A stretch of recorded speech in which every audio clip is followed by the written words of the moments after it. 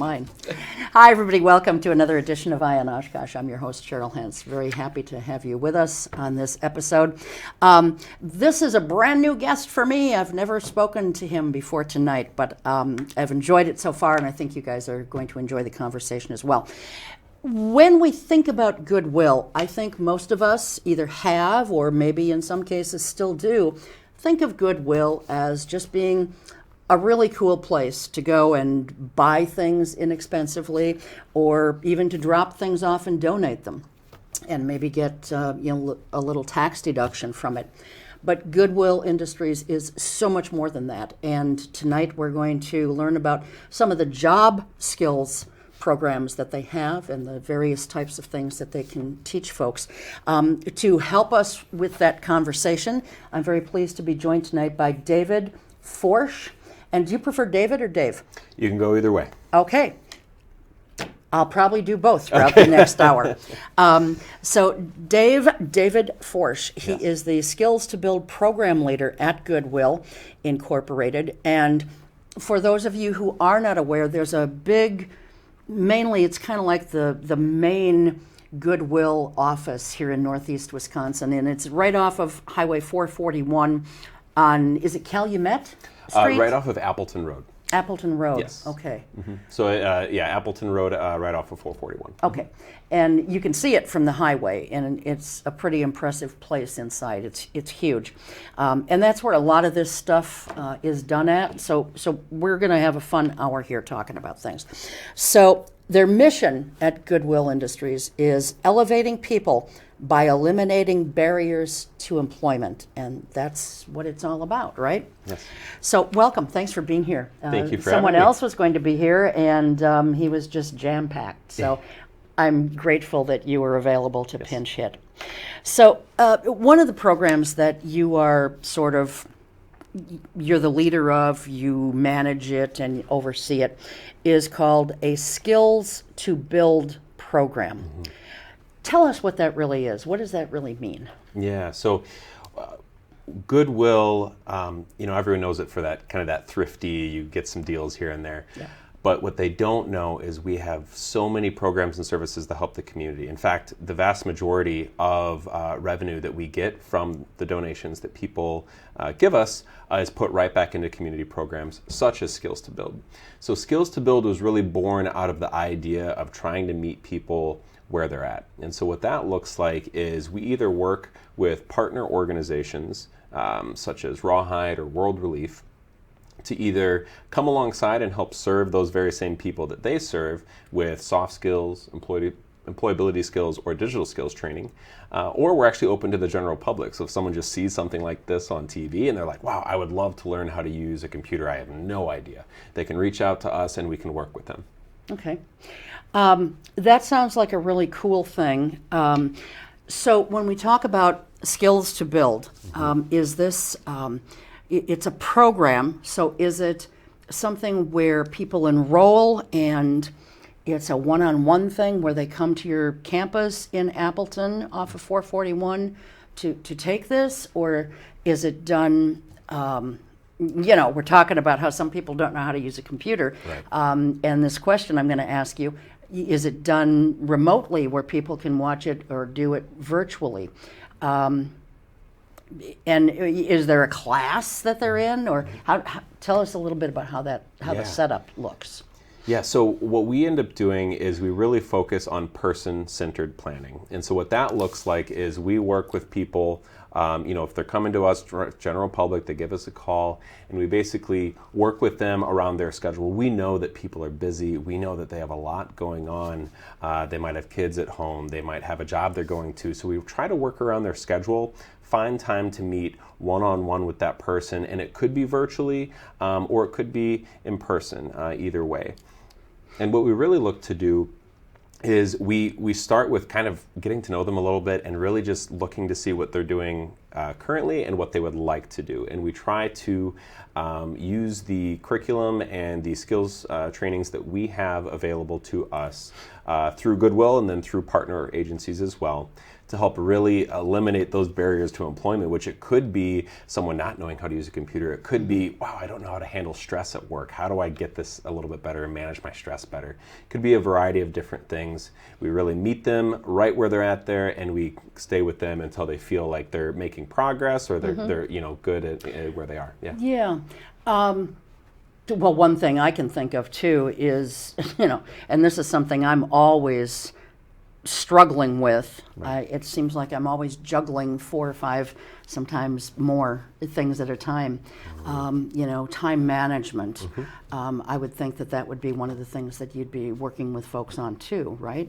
Absolutely. Yeah, some of the soft skills that we offer, we use the Goodwill Works curriculum, which was created by Goodwill Industries International, and that has a variety of different topics, such as the stress management that I mentioned, time management, how to use that as a resource and not feel like you're always behind, things like that, as well as just more simple everyday things such as how to create and build positive relationships, how to have good and healthy two-way communication as well. So we have a variety of different topics really to kind of meet the needs and the goals of the people that we're working with. Okay, so boy, the wheels are just turning in my head. I'm going to have to make a few more notes about some of the things so I don't forget them. But how many people can you have enrolled in this at a time? And again, there's not a class per se. Or would you ever consider doing a class? It's interesting you mentioned that. So currently what we have is, again, we're doing a lot of that one-on-one intensive services, and then we also go out to partner agencies, out to the World Reliefs and the Rawhides and what have you, and we do some training there.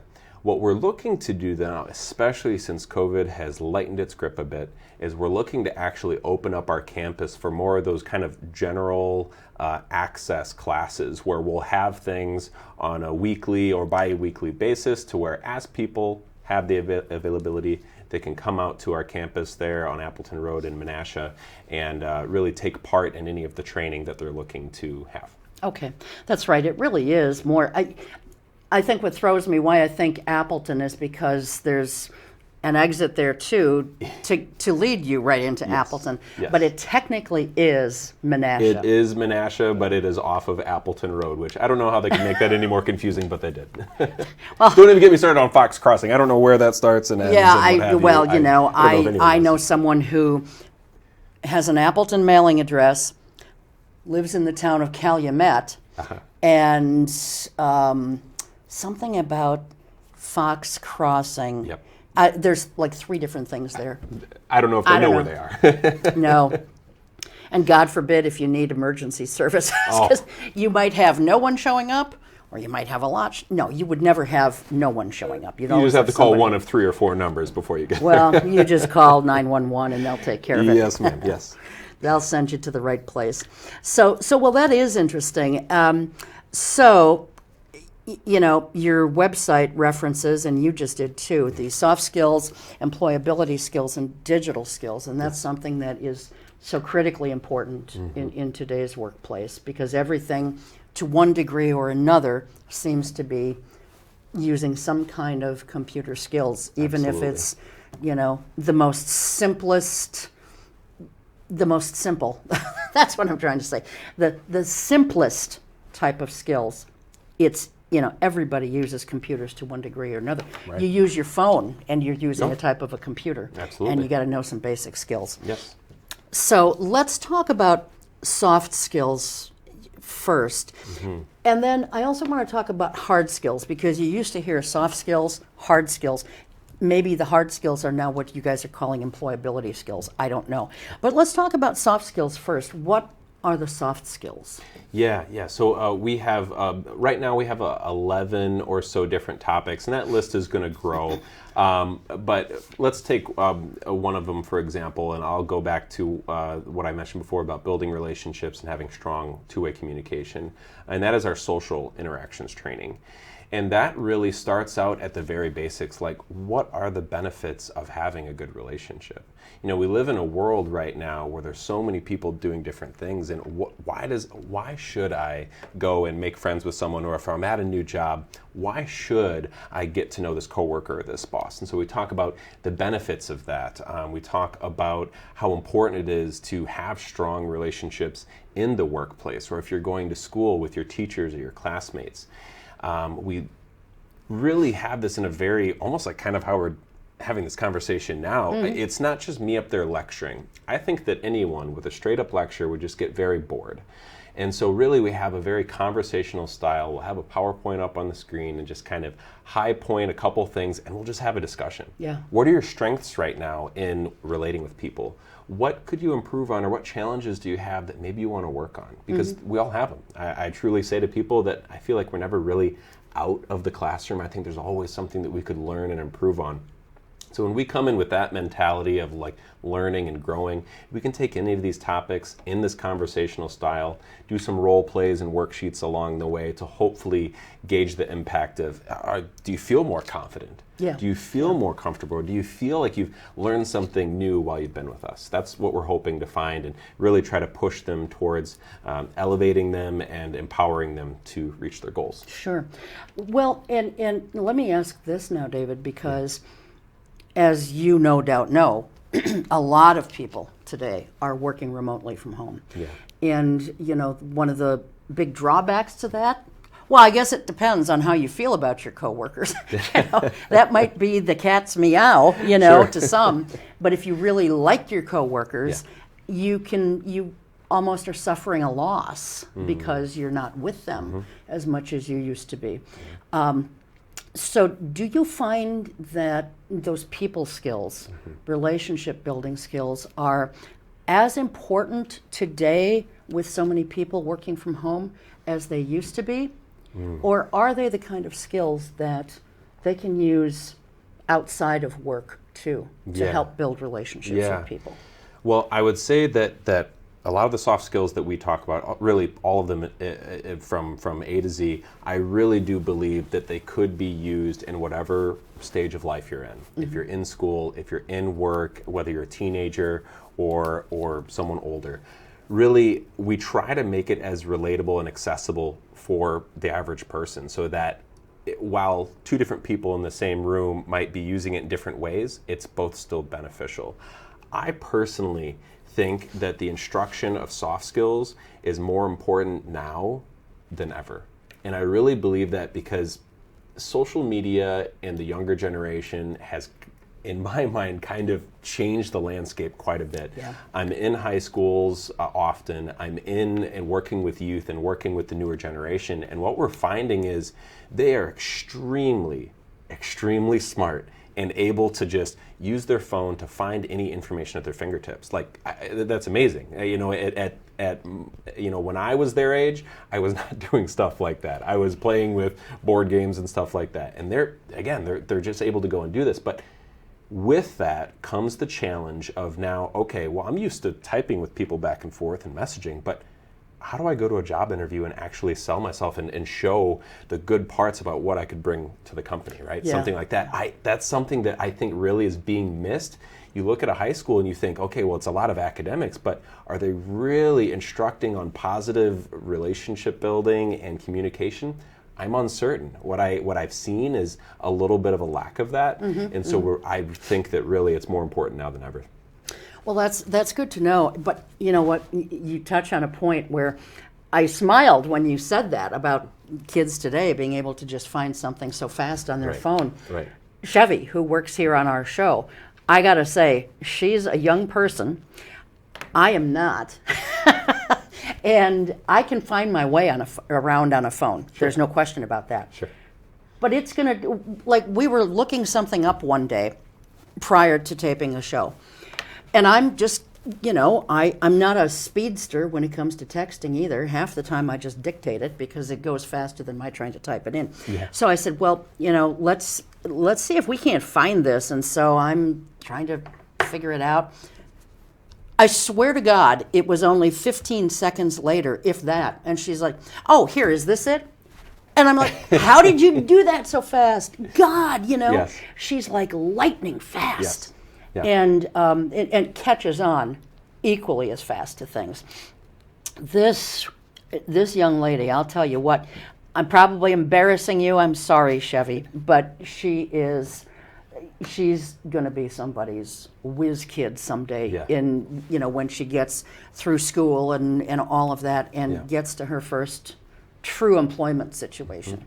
And it'll be well deserved.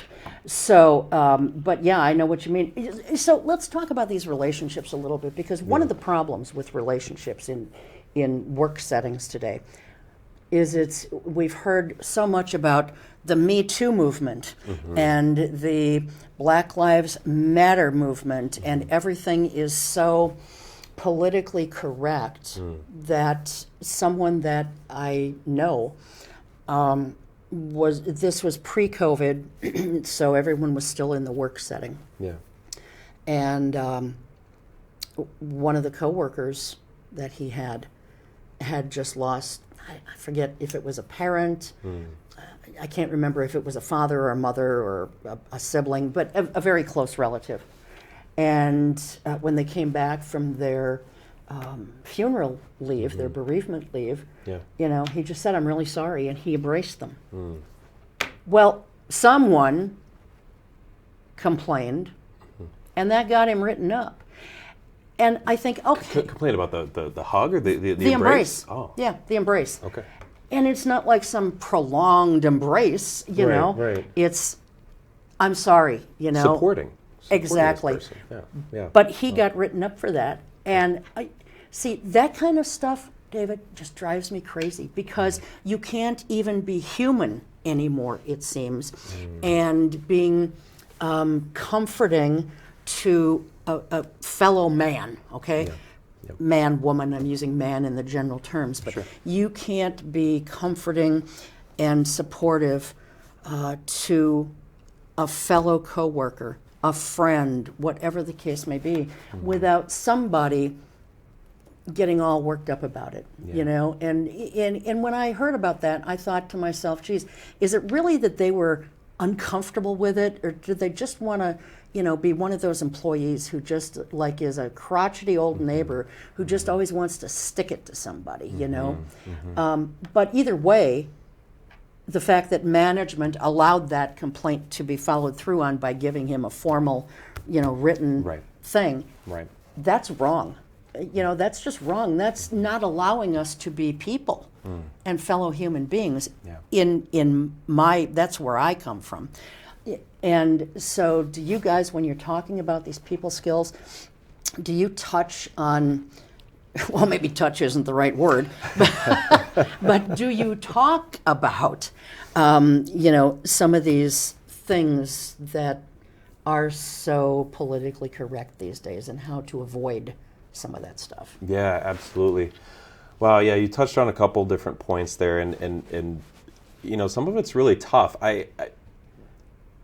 When you go into a workplace, you are in this ecosystem completely unique from the rest of the world. I personally think that every workplace operates so differently because it's inhabited by very unique, awesome, interesting individuals, right? Every single place we go to. So you get those people that if someone's going through hardships, they want to, "Hey, how are you doing?" Give them a hug, give them something, right? "Can I do anything for you?" And, being able to have that in a workplace is not only a privilege, but it can be a blessing at times. I think that, of course I'm a little biased, but I believe at Goodwill we have a culture right now where, if someone's hurting, if someone has an issue, it's not just, "Oh, hey, sorry to hear that," and they walk away, but there's like, "Hey, what can we do to support you? How can we help you through this type thing?" I mean, heck, as crazy as it seems, we actually had someone come to our campus today to help talk some of the Goodwill staff through a recent death. Very, very sad stuff, and just, that type of stuff. Yeah. We love to embrace people, and so it's saddening to hear about that situation, about someone being written up for that. I'll say on the other side of the coin, as much as we want to be human, of course we are bound by those expectations and policies and procedures that every business has. Like them or not, it's something that person, if they wish to stay employed, needs to follow, but that doesn't mean we can't be ticked off about it. I'll be completely honest. We might follow it and be like, wow, this really sucks, but at the end of the day, it's something that, if they wanted to stay working there, then they kind of continue. And it's tough, though. It doesn't allow us to be human. It doesn't allow us to be compassionate. Yeah. If someone changes their hairstyle or their hair color, can you not even say if you're a female to a male or vice versa, female to a male or male to a female, I really like that hairstyle, or I really like that color. It becomes you.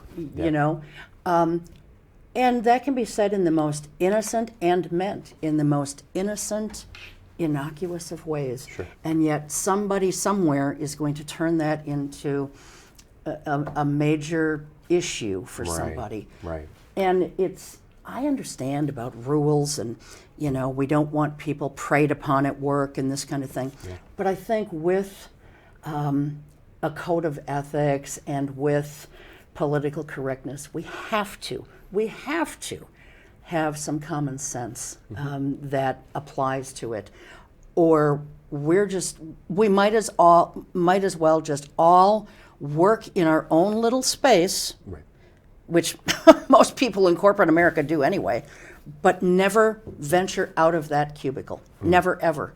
You're just always in a little cubby, and that's it. Yeah. And who wants to live their life like that? We spend, if you're working full time, right? Like in general, the statistic is like a third or so of your life, like you're spending in the workplace, right? And I would hate to be working at a location in a business, in this culture, in this idea of what we're looking to do, and not like your workplace, whether it be what you do or maybe the relationships that you have there. Maybe they're not healthy. Maybe it's not a positive workplace. And so when we do some of these classes and we do some of these trainings, I encourage people to do what you love and do what you're interested in, because when you're passionate about something, when you truly care about something, it won't even feel like work. It's just going to feel like the thing you do, and that's a very powerful thing in any workplace. Really. Yeah, absolutely. So, anything else then, David, with respect to soft skills that you want to talk about before we move on? I think we kind of summed it up there. Really, it's just some of the most basic soft skills, that stress stuff, working with people, working with time and the resources, being determined, really just being determined, being motivated, having a positive attitude. Those are really kind of those main aspects. Yeah. And boy, time management and being organized is so important. Yeah.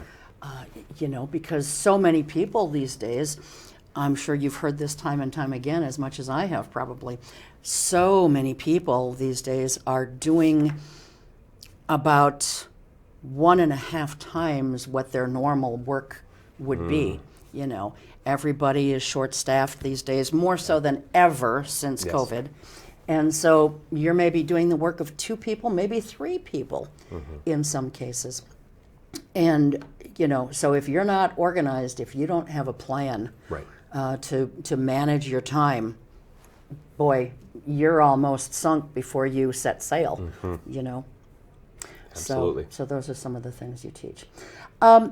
We didn't really talk about the hard skills and if they're the same as employability skills. Are they the same, or are they 2 different things? Yes. So I would say in your definition of the hard skills, that's really what it is about. Like basically all of the important skills needed to gain and maintain employment.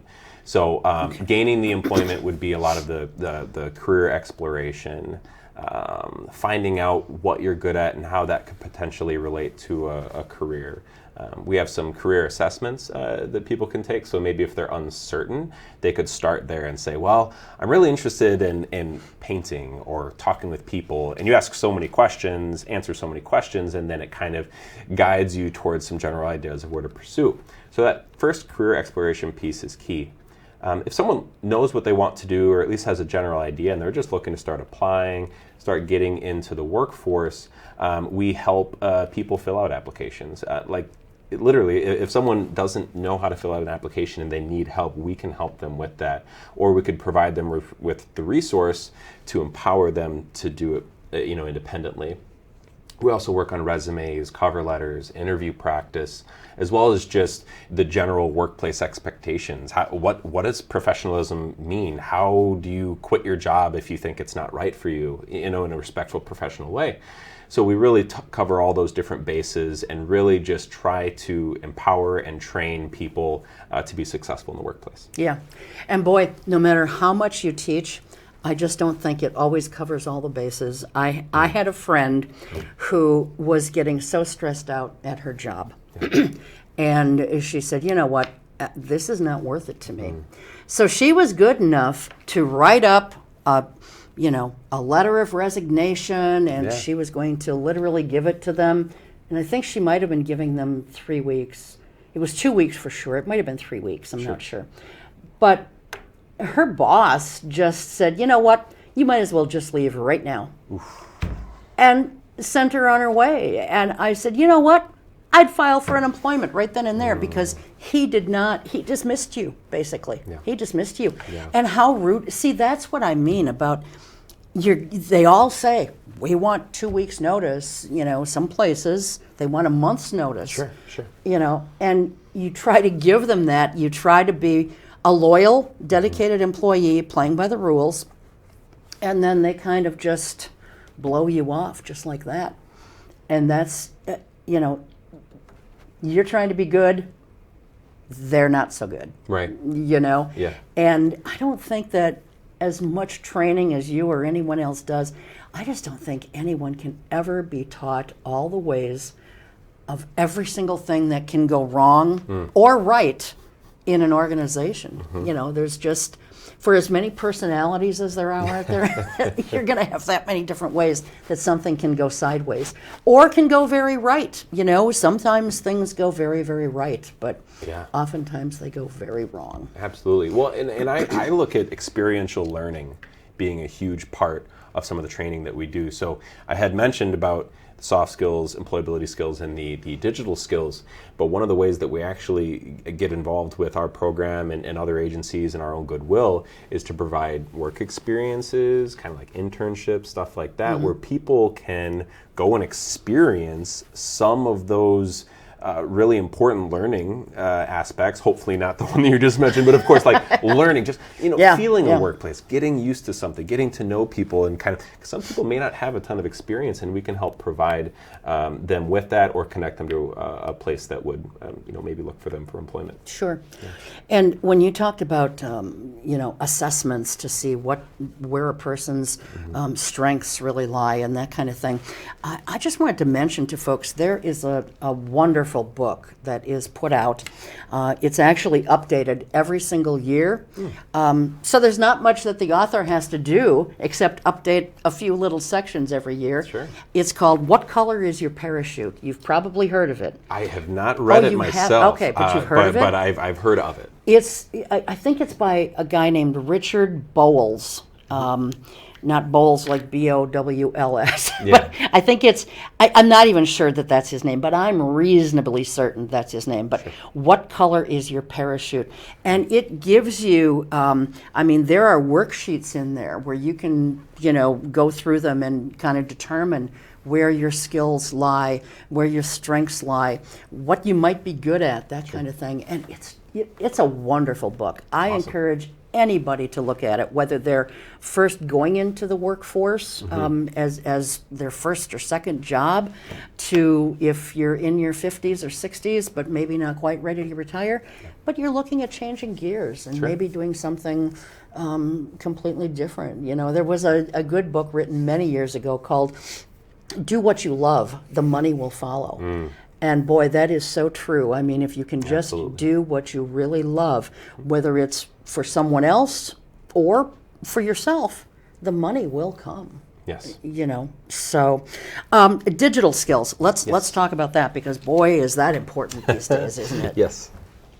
So digital skills, basically what we have a computer-based assessment that can test individuals in some of the basic computer skills. So whether that's, computer safety or Microsoft Excel, stuff like that.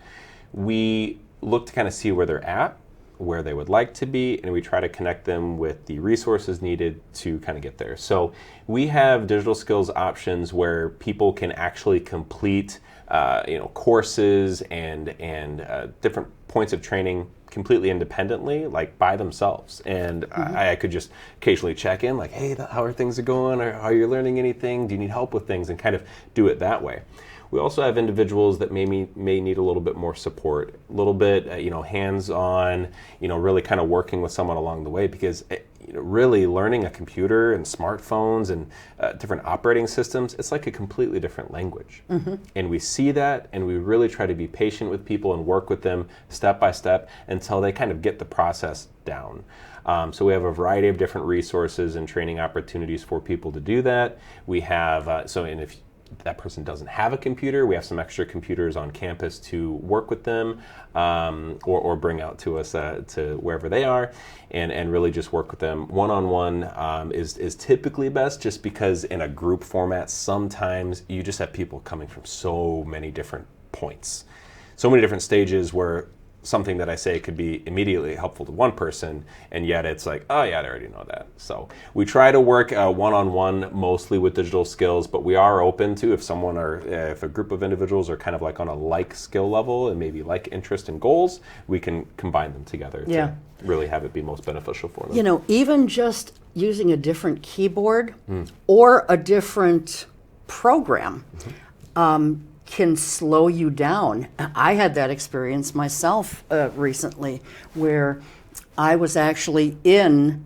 an in-person setting, but working on a different computer and using a different email client and all of that kind of stuff. I'm not used to Microsoft Outlook for mail anymore. I use Gmail, and that's what I've used for years. Sure. And I jokingly said to them, and the keyboard was all different. I mean, I can be sitting at home and just banging through something so fast. It's like lightning speed. And I sat there, it was a whole different keyboard. It felt differently, it looked different. And I'm just it was almost like the hunt and peck method. It was a little bit faster than that, but I was having some struggles. Right. And then I'm like, okay, what? And I jokingly said to them, I said, really, I have worked on a computer before, but it was just like a brand new language almost that I was learning. And it really wasn't. It was just, hey, this is a different, email client, and it's a different keyboard, and I don't know what I'm doing. I mean, I knew what I wanted to do, but I was looking at places where I'm accustomed to something being, and it wasn't there. I'd have to look elsewhere for it, and I didn't know where to look. So I'm scanning everything over, making sure I wasn't missing it. Wow. Now, boom, boom, I can usually get it done pretty quickly, but it takes some time. Yeah, it does. And what's interesting that you said about that, of kind of like the differences in like websites or operating systems, typically if you're used to like how a typical average smartphone app works, you go across a lot of different ones, and they do have some common elements and themes, such as, the settings on the top right with the little bars or the dots, stuff like that, where once people get that language and get that ability a little bit more, it can be transferable to a lot of different locations. But it's just really getting their feet under them, their hands under them, really, to feel comfortable in those situations. That's key. Yeah, and like I said to one of the women in the office, I said, at home when I'm using Gmail, after I send something, I have, like, you can set it for 7 seconds or 10 seconds or something like that to unsend it if it pauses it basically from sending it, so that if you think, oh geez, I should have added this, you can unsend it, add it back in, and then send it. But once it's gone, it's gone. Right. Right. And it's out in the interwebs now. That's you can't right. get it back. That's right. And so I said, so this is Outlook for your email client. And I said, where can I find in here how to unsend something if I want it to wait just a little bit before I actually send it.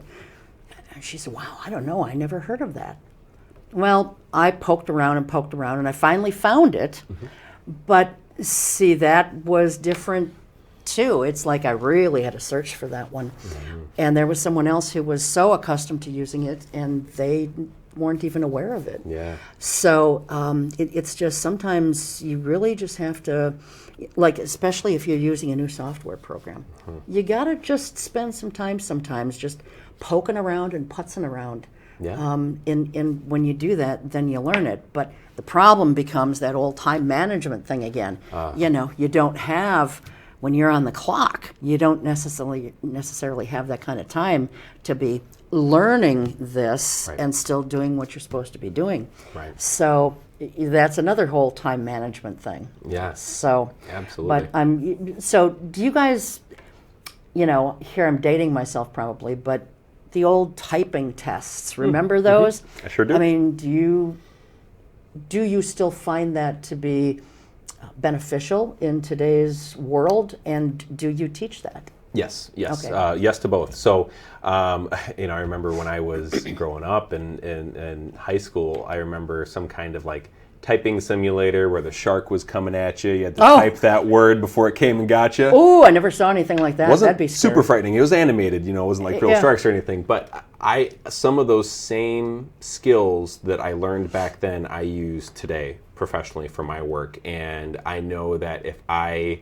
were to just do kind of the hunting and pecking, which I've seen some very fast hunting and pecking typers. I truly have. Really, where I'm like, you know, maybe you don't need to use the don't need to learn how to use the QWERTY, you know, method and keyboard, the home row and all of that. But really, I think that if you work with a computer at all, it is immensely beneficial. And we have a resource that can start someone off with just learning, you know, those home keys. You know, FJ, and then all of a sudden it goes out, and you learn one or two keys at a time until you feel like you can look at the screen and you can type, right, and you don't have to look up and down. And the hope is to get people's words per minute up and their accuracy up to where they don't stumble around. Now, of course, if someone's just using a smartphone for work and things like that, well, you just use your thumbs and, you know, you don't really have that professional typing way. But anyone that uses a keyboard, I think it's absolutely helpful, very, very beneficial for anyone. Yeah. I can kind of do both, you know. Yeah. It's kind of a hybrid system that I use. Okay. It's a cross between, you know, knowing the home keys, but I've also been typing long enough that, at least on my own computer, I know where everything is and I can be looking and do pretty well. But then you go to another computer where it might be a smaller laptop, and therefore you're going to have a smaller keyboard area. Sure. All those things factor into this, and so I kind of use the hybrid method. Just Hey, whatever works for you. I think, and you know, when we joke around about it, but it's actually true. Like, if someone comes to us with a goal or an interest in going somewhere, that's what we work with. If someone is content where they're at, it's working for their workplace, it's working for their school or whatever they're doing, then great. Then you know, then all power to you.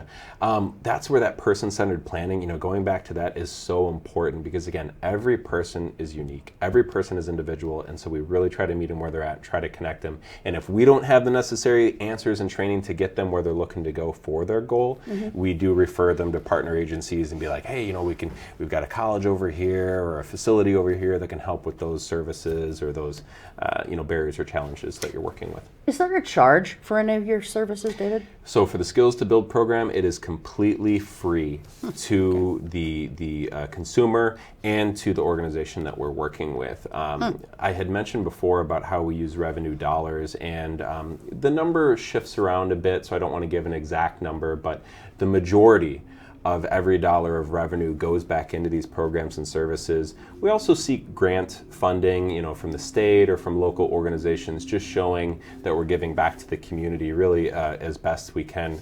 You know, our mission really is what drives our goodwill. It's not just, you know, finding a cool pair of jeans for cheap. It's right. It's like we're really trying to change and impact lives as well. So yes, completely free to the person and to the organization that we work with. What things do you charge for? So the main thing is, as far as the different programs that I work closely with, the main thing we charge for is just if you go into the store and you find that item, right? And that's what you, like literally just that. For example, we have a financial and debt solution services program. So if someone is looking to work on budgeting, if someone's looking to, I have so many bills, I don't know how to handle all of this. They have workshops and different trainings as well. That program too is completely free. Wow. So we have a lot of opportunity out there on our website, goodwillncw.org. People can go and click around and hopefully find a resource or a service to fit their needs or whatever they're looking to do. Yeah, and I'm glad that you gave the website address, and I haven't looked. I think we've probably been putting the website up for the Skills to Build program throughout the show. So it's nice to know that just about all of that is absolutely free. It sounds like it pretty much all is. What is the Skills to Succeed Academy? I saw that on your website, and I thought, I'm going to ask him about that. Yeah, Skills to Succeed Academy is a super cool resource. It was created by a company called Accenture, and we have a partnership, Goodwill and Accenture, to provide this resource on a wide scale and using it in schools and various locations. And basically what it's for, it gets on that employability side and a little bit on the soft skills side, where talking about gaining and maintaining employment. They have 36 total modules, completely free to the individual, and it talks about career exploration. It does performance simulations on interviews where you get to actually click. Have you ever read one of those choose your own adventure books, or where it kind of goes down pathways? Yeah, I did a video game kind of like that one time. Same. And you could pick different, whatever you picked, it would take you to a different outcome. Right, exactly. And so what they did, they actually partnered with a video game developer, and they made some of those 36 modules as performance simulations, where it's almost like a back and forth video, and then you get to choose answers in an interview, and then they'll grade you and give you hey, well, this could have been a better answer because of this. And it actually teaches you along the way. Great resource. We use this in schools right now, or other organizations, where we can put it up on a shared screen and we can go through the answers and information together, or it can be used independently on someone's computer. So if they're really, really busy, but yet they're looking to either learn for the first time or refine some of those employability skills, they could do it at home on their couch while they're watching Seinfeld. I don't know. Whatever works for you. Seinfeld. Now you're dating yourself, too. Yes, I am. Although Seinfeld was a good show and still is in syndication. Yes. The soup Nazi. Yes. No soup for you. Yes. So one thing that I want to ask is, in those modules, is there anything about how to write? And I don't mean, how to create a sentence or that kind of thing, but where's the punctuation that needs to be here? How do you do that? How do you do this? And the reason I ask about that, David, is because a lot of, as I'm always looking for new writing projects to take on, you would not believe, well, maybe you would, how many things there are out there where they want you to take a skills assessment test. Do you know how to punctuate? And they'll give you a multiple choice thing, which of these is punctuated correctly, or which of these has punctuation that's inaccurate, or however it's worded. Thankfully, I can usually do pretty well on those, and I rank pretty high. But that's because I write for a living. If I didn't, I don't know that I'd know all those punctuation. Well, I probably would, because that was fun for me in school. Yes. But do you teach those kinds of things in one of these modules, or what kinds of things are you looking at there? Yeah, not in that one. In the Skills to Succeed, it really just focuses kind of the career exploration aspect, the getting a job, filling out an application. I suppose it does talk a little bit about spelling and grammar and stuff like that in the resume section, especially as you're drafting this and creating this for the first time.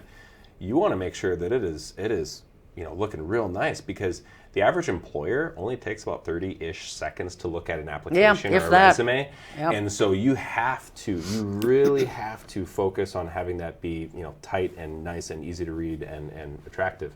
And so with that, they talk about that and staying successful in work. Those are kind of the main areas. It doesn't get a ton into like the English kind of aspect. We do have other resources. We always look into other resources to find those type of things, but not for skills to succeed. That's really for the gaining and maintaining employment. Okay. So you mentioned before a couple of your, your corporate partners. What does it mean to be a corporate partner of Goodwill Industries? Well, I'd say it looks a little bit differently for every program, for every partner, because really, interestingly enough, we talked about the person-centered planning before and how we really try to meet the needs of the individual. And really, I think that's just as important for the organizations that we work with. You could consider it organization, centered planning, where we talk with them and we say, hey, what are you currently doing, right?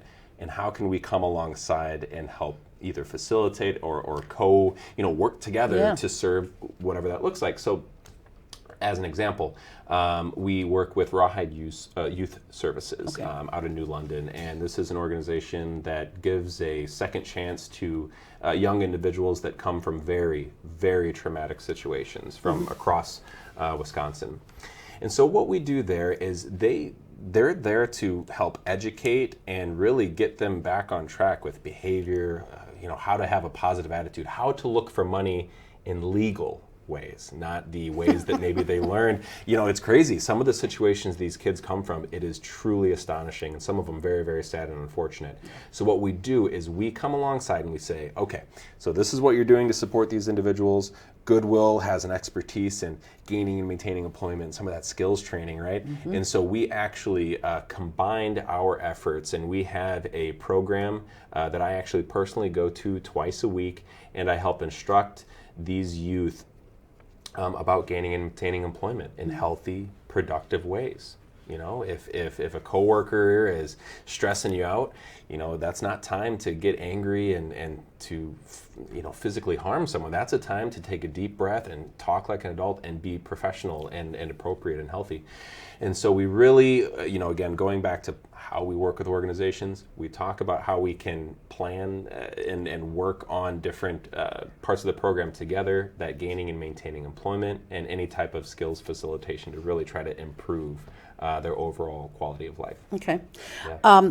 I cannot believe that we're way past the halfway mark in this discussion, because I'm finding this to be so enjoyable. You're a very easy guy to talk to, and I think I am too. So we're having a nice dialogue here. It's very free flowing, but there's so much that you guys offer that I didn't even know that you offer, and it's free. Some of this stuff you'd have to go to probably a technical college to get some of this training, like Excel spreadsheets, for example, learning how to do that.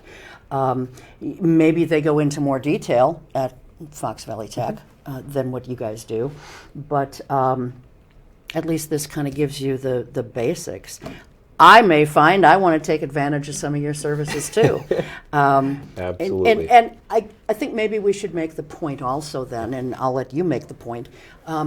Just because someone shops for deals at Goodwill doesn't mean that people have to be at a certain income level to avail themselves of your services for career building and that kind of thing, right? Right. So I can, to be completely honest, every program has some of their requirements a little bit differently. I can speak to my program as far as the Skills to Build program, that there is no hoop to jump through, no, you have to be this type of person in order to qualify, or this much money. No income limitations. Correct. We do gather some of the information when we first meet with someone for the first time, some of that demographic information, just so that we can show the community and show our grant funders and some of the people that, hey, we're serving the community in these ways, and we can report on that. It's very great to show that impact. But ultimately, we don't turn anyone away. And if there is some type of circumstance where they're looking for some kind of support or service, that maybe we can't provide, we really pride ourselves in not being the only entity that does this kind of stuff. So you mentioned technical college before. We have Fox Valley Tech as a partner, right? Or UWO, right? So that if we don't have the expertise to necessarily fit that goal or fit that mold of what they're looking for, we go for a soft, warm handoff to that organization, be like, hey, I know this individual here at Fox Valley Tech. I'm going to connect you with them so that they can help you further in this goal of yours. And then, I know you can't speak to their charges or whatever, but is it, then they are paying for something, right? At that point, possibly, potentially, right? We don't have any ability to kind of change any of that, so we really can't tell. For our services, there is little to no cost pretty much across Goodwill. In my program, no cost at all. And so really it just kind of depends. But if someone has questions, just reach out. Reach out. I truly tell people that there is no such thing as a stupid question. If you want to know something and you really want to know something and you want to learn and grow, just ask. Ask. And we are available to answer any of those questions. Okay. And does that hold true also then as far as no income level requirements for the Skills to Succeed Academy? Yes, same thing as well. All right. I really like, I want to, when I get home tonight and I start uploading this to YouTube, I want to take some time and look at that and see really, what all the different modules are. You said there's 36 of them? 36, yeah. And that's if anyone, a lot. Absolutely, and it's so cool. It's a fun experience. Normally, I mean, to be completely honest, I talk about employability skills often. It can get dry and it can get boring for people learning on the receiving end, but the Skills to Succeed Academy, that resource is really, they try to make it more fun and engaging, and it's a resource we use often. Well, I think too, and I'm just speaking for myself, but I learn better, and I'm pretty normal. I think that most people learn better if something is being made fun. Otherwise, if it's dry and droll, your eyes start to close and you might nod off for a moment or two, and then perhaps miss something that's relatively important. But if it's fun and the instructor, really helps engage the person, and it becomes more of an interactive kind of thing. Absolutely. Well, then that's just the opposite. And you're going to learn better if it's more fun. That's exactly right. And if people right. can apply themselves a little bit. Because I don't know about anybody else, but someone can sit and tell me how to do something 10 times. Right. And unless I actually do it with them overlooking me, and then a couple times more, I'll watch them, and then, okay, maybe I'll watch them a second time, but then, now let me try it with you overlooking my shoulder. And then that's how I learn best, is hands-on. Yeah. But for someone to just straight out lecture and then expect you to learn that's kind of dry and droll to me too. Sure. So. And when I look at what you said about the engaging and fun resources being so important, I completely agree. And then the hands-on help. And so, for example, Skills to Succeed is a resource that anyone right now could just go Google and go and start and work by themselves. And that's completely great. I hope that they enjoy it. But we also offer a lot of what you're saying right there, is that if they're navigating through the website and they're getting confused, we're here. If they're navigating through a resource and they have a question about a term or a concept that maybe went over their head, and we're there as well. So we really try to use resources in an engaging and fun way, and really try to be there for any questions along the way. Sure. Now I have a question for you. Yeah. I have one more. So this show, in addition to the local ways it's seen, it does go out on YouTube, and I know that there are some people in different parts of the country who watch this show because they've communicated with me in the past. Awesome. So here's my question. If someone from somewhere else in the country who is, they're watching this or listening to this, they want to go on your website, which again, it's goodwillncw.org. And then if you want to go strictly to the skills build section, there it is on your screen right there. And if you just want to look at anything and everything that they have to offer, just drop that skills to build section off. And you can look at everything that they do. So if someone is somewhere else in the country, they want to maybe look at this Skills to Succeed Academy, the 36 modules. Nothing precludes them from learning this and using these modules, right? So what we do is for our for working with any intensive services, right? If we're meeting with people one-on-one, we're spending a good amount of time with people. Typically, we want that person to be within our 35 county region. Right. However, I'm never going to turn someone down. If someone reaches out to me and says, hey, I really want to learn how to use a computer, I don't have the capacity in my heart or mind to turn anyone away. And I think in general, I will connect them to that resource or actually connect them with their local Goodwill, because Goodwill is international. And so, interestingly enough, Goodwill North Central Wisconsin has 28 stores, 35 counties, right? So we have a chunk of Wisconsin that we cover. Now, just south of us, right, there's a Goodwill that covers Fond du Lac and Chicago and all that southern area and stuff like that, southern part of Wisconsin and northern part of Illinois. And so what it could look like is actually connecting them with that local agency that also provides job training skills and things like that. But really, I mean, we really try to meet everyone where they're at, and whatever that looks like, to connect them in the right direction. So if they were doing these modules, say they're in California and they're doing these modules, you're going to see that they're from California, or can they just do these modules on their own and you don't even know that they're doing them? Yeah. So again, these resources that a lot of them that I've talked about are available to the public. So it could be something that someone just goes and Googles and they, by all means, have at it and have fun with it. Right. But if someone does reach out directly to us and clicks on the website, sends us their information, we'll be able to start the conversation there. Okay. Yeah. All right. Excellent. How does someone become a partner of Goodwill's? Give us a call.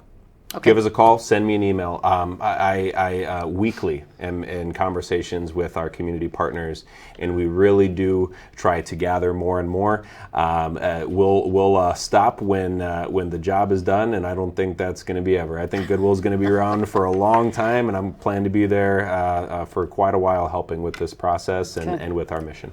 And then just real quickly, and then we need to wrap up, but yes. Learning these things, if they're coming in to see you, they can't go to like Goodwill here in Oshkosh, right? It's the campus on Green Bay Road, Appleton Road in Menasha. So cool part about how we serve the community right now is that we can actually transport, ourselves, get ourselves over to Oshkosh and take part there. So, for example, with World Relief, we have a partnership with them. They have people that they're serving in the Oshkosh area. We say, hey, we'll do some skills training, bring the individuals over to the Oshkosh on 20th or Oshkosh Goodwill at 20th Ave, and we'll meet there and do the skills training there. If someone's closer to the campus, we can meet there. I've even met people at a coffee shop because, hey, that's a pretty comfortable place to learn as well. You bet. Most of them have free internet too. Yes. You just got to be careful what you're putting into the atmosphere. So thank you so much. This has just been a real joy. Thank you for having me. I've really me. enjoyed the last hour. Again, Goodwill, ncw.org, and it's a wonderful website. I need to explore it a whole lot more. So that's going to do it for us. I do just want to say before we actually close, if you are looking, to involve yourself in the community a little bit, do a little volunteering, you've got maybe 4 to 5 hours a month that you want to give to this program. We are always looking for volunteers here. You get to learn about, how to work behind the scenes of a TV program.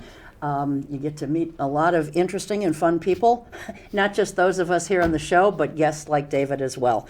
So we would love to hear from you. No experience is necessary. We're going to train you in everything that you need to know, just like Goodwill does. So give us a call at 920-209-7387 or email us at ionoshkosh@gmail.com. And now that is the end of my spiel for you for tonight. We will see you next time. Until then, take good care. Keep your eye on us. We've got our eye on Oshkosh.